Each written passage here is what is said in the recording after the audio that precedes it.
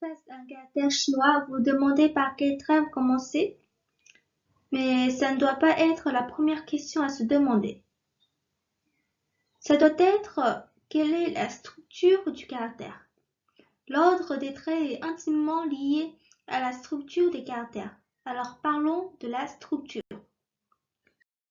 Il y a deux branches principales, les caractères qu'on peut diviser et les caractères qu'on ne peut pas diviser. Dans les caractères divisibles, on a des sous-branches, la structure horizontale, la structure verticale et la structure encerclée. Je vais parler de la structure horizontale et la structure verticale ensemble. Elles ressemblent. Dans la structure horizontale, on voit que deux éléments sont mis côte à côte et dans la structure verticale, on voit un élément posé sur un autre élément. Ces structures peuvent aussi être composées de trois éléments, comme on le voit tout en bas. Là, on va voir la structure encerclée. Dans le caractère guo, qui signifie pays, on a 4 murs qui entourent l'élément central. Ce caractère a 4 murs. Il y a d'autres structures qui n'ont que 2 ou 3 murs. Là, on voit les caractères, seuls 2 côtés sont entourés.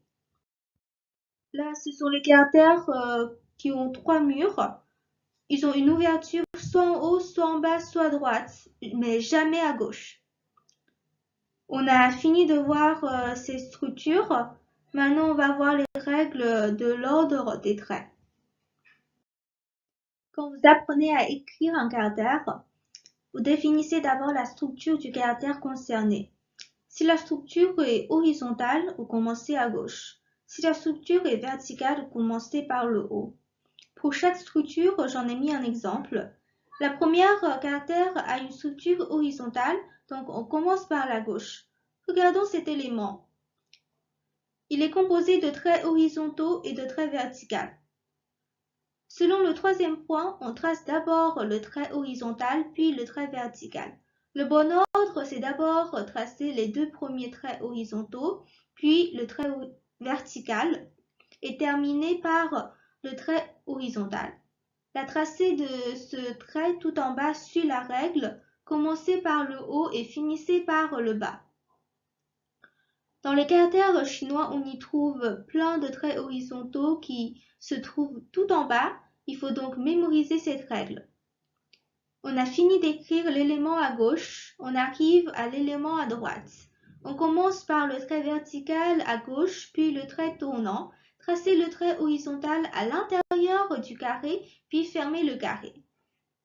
Tracez l'avant-dernier trait horizontal, coupez le carré par le trait vertical et finissez par le trait horizontal tout en bas.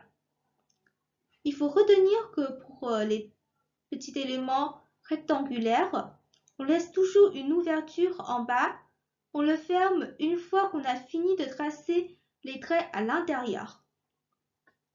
Le second a une structure verticale, donc on commence par le haut. Suivez la règle. Commencez par le trait horizontal, puis le trait vertical. L'élément qui se trouve en bas ressemble beaucoup à celui du caractère précédent, sauf qu'il n'y a pas de trait horizontal qui se trouve tout en bas. Donc la tracée du caractère se termine par le trait vertical. Si vous voyez dans un caractère un trait vertical qui occupe la place de la colonne vertébrale du caractère, vous commencez par ce trait. Pour le troisième exemple, c'est l'ensemble composé de points et de traits tournants qui forment cette colonne vertébrale. Donc, on commence par le haut, c'est-à-dire le point, puis on écrit le trait tournant avec crochet. On passe à une autre règle. Écrivez d'abord le trait descendant de droite à gauche, puis le trait descendant de gauche à droite. Le plus simple exemple, c'est le caractère ren qui n'est composé que de ces deux traits-là. Cette règle est aussi valable pour les traits composés dans lesquels se trouve un trait descendant. Là, on va voir l'ordre des traits pour les caractères qui ont une structure encerclée. Pour la plupart de ces structures, on construit d'abord l'élément qui entoure, puis l'élément entouré. C'est le cas pour les 3 premiers exemples. Parlons maintenant du dernier. Il y a 4 murs. Quand on écrit, on trace d'abord les 3 murs et on laisse une ouverture en bas. On ferme cette ouverture une fois qu'on a fini de décorer l'intérieur. C'est comme la construction d'une tombe. Il faut que le cercueil soit entré avant de la fermer définitivement. Cette règle est bonne pour ces 4 structures, sauf pour les structures qui ont une ouverture en haut et une ouverture à droite. Ces deux structures ne suivent pas la même règle. Pour ceux qui ont une ouverture en haut, on écrit d'abord l'élément qui est entouré, puis vers la base. Pour ceux qui ont une ouverture à droite, on suit plutôt la règle commencer par le trait horizontal, puis le trait vertical. Mais il y a une petite variante, on écrit le trait horizontal, puis l'élément au milieu, et finir par le trait tournant. Je termine cette présentation par les règles sur les points. En général, les points sont écrits soit en premier, soit en dernier, à condition qu'ils ne se trouvent pas à l'intérieur du caractère. S'il est tout en haut ou au nord-ouest, c'est le premier trait à faire. Et dans les autres directions, il s'écrit en dernier. Par exemple, au nord-est, au centre d'un caractère non divisible ou sur les deux côtés. Il s'écrit en dernier si on trouve un point sur chaque côté. Mais si le point se trouve à l'intérieur d'un caractère, comment faire?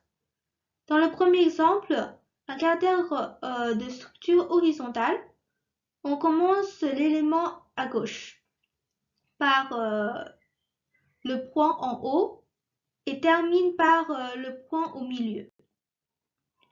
Dans le deuxième exemple, à l'intérieur du carré, on suit la règle du gauche à droite et la même chose pour la partie inférieure. Dans le dernier exemple, le point de l'élément qui se trouve à l'intérieur de l'encadrement n'est ni en haut ni au nord-ouest. Il est donc le dernier trait de cet élément-là. Voilà les principales règles. Je vous souhaite une bonne continuation dans votre apprentissage.